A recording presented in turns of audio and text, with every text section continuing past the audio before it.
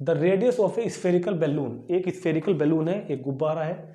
वैसे तो हम जब गुब्बारे में हवा भरते हैं मुंह से, या फिर आजकल तो खैर पंप भी आता है भरने का, तो वो एक तरह से हम उसको पूरा कंप्लीटली स्फेयर नहीं मानते। वो एक गुब्बारा हमेशा स्फेयर नहीं होता, लेकिन यहाँ पर कहा गया है कि गुब्बारा स्फेरिकल है। जो बैलून है हमारे पास वो स्फेरिकल है, स्फेयर की शेप का है। और जब आप देख रहे हो ना, जब हम गुब्बारे में हवा भरते हैं तो जैसे जैसे हम हवा भरते हैं तो गुब्बारा फूलता रहता है, मोटा होता रहता है। तो हम ये कह सकते हैं कि जैसे जब हम उसमें हवा हवा भर रहे हैं गुब्बारे के अंदर, तो उसका सरफेस एरिया बढ़ता है, सरफेस एरिया गुब्बारे का इंक्रीज होता है। तो कहने का मतलब उसकी रेडियस भी इंक्रीज हो रही है। जब गुब्बारे के अंदर हवा भरेंगे तो पहले तो वो छोटा सा होगा, बड़ा होगा और बड़ा होगा और बड़ा होगा, तो उसकी रेडियस बढ़ेगी। जैसे जैसे उसकी रेडियस बढ़ेगी वैसे वैसे उसका सरफेस एरिया बढ़ेगा। तो इसी बात को लेकर क्वेश्चन में कह रहा है वो कि the radius of a spherical balloon increase from 7 centimetre to 14 centimetre as air is being pumped into it. जब हम गुब्बारे के अंदर एयर पंप कर रहे हैं, हवा भर रहे हैं, तो उसकी रेडियस 7 से बढ़ के 14 हो जाती है। उसकी रेडियस 7 सेंटीमीटर से इंक्रीज होकर बन जा रही है 14 सेंटीमीटर। ठीक है। Find the ratio of the surface areas of the balloon in the दोनों केसेस में इस गुब्बारे के जो सरफेस एरियाज हैं उसका रेशियो फाइंड करना है। तो बहुत ही सिंपल क्वेश्चन है, बहुत छोटा सा। केस फर्स्ट को कंसिडर करते हैं हम। Case first, when radius that is R1 is equal to 7 centimetre. जब उस बैलून की जो रेडियस है, जब उस बैलून की रेडियस 7 सेंटीमीटर है, तो सरफेस एरिया ऑफ बैलून, तो इस केस में सरफेस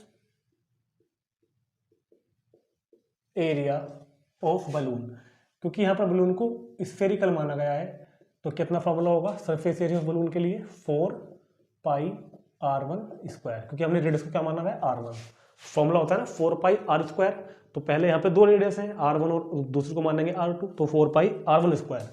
और अब 4 पाई R1 की वैल्यू 7 स्क्वायर, तो ये बन गया 4 पाई इंटू 49 सेंटीमीटर स्क्वायर। अब देखो यहाँ पर हमने पाई की वैल्यू नहीं रखी, क्योंकि पाई की वैल्यू जब कभी भी याद रखना हमको क्वेश्चन में रेशो फाइंड करना हो दोनों चीज़ों का, तो पाई की वैल्यू हमने यहाँ पर नहीं रखते, क्योंकि जब हम रेशो निकालेंगे, जब हम रेशो फाइंड करेंगे तो पाई से पाई वहीं कभी कट जाएगा। ठीक है। तो surface area of balloon case first में कितना आया? 4 पाई R स्क्वायर। अब हम लिखे हैं केस सेकेंड।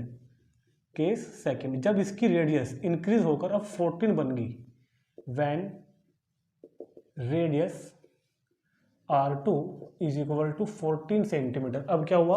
अब इस गुब्बारे की जो रेडियस है वो 14 से बढ़कर 7 से बढ़कर कितनी होगी? 14। गुब्बारा बड़ा हो गया, तो अब इसकी जो रेडियस है कितनी हो गई? 14 सेंटीमीटर।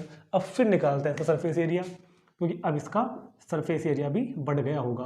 तो इस केस में सरफेस एरिया ऑफ बैलून, इस केस में सरफेस एरिया ऑफ बैलून कितना होगा? सरफेस एरिया ऑफ बैलून, अब फॉर्मूला फिर वही लगेगा 4 पाई R2 स्क्वायर, मतलब कि 4 पाई R2 मतलब 14 का स्क्वायर, तो मतलब कि 4 पाई इंटू 196